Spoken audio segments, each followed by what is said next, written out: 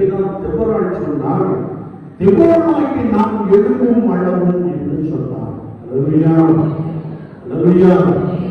நான் கர்த்தருடைய ஆவியானவருடைய கண்களால் உங்களை பார்க்கிறேன். நீங்கள் ஒவ்வொருவரும் தெபொராளைப் போல எழும்பப் போகிறீர்கள். ஆமென். அல்லேலூயா.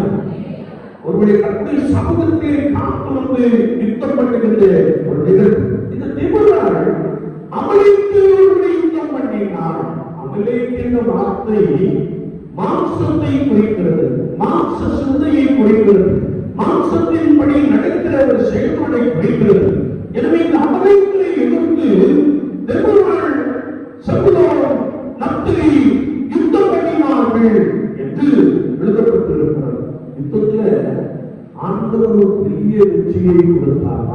அல்லேலூயா, அல்லேலூயா, அல்லேலூயா.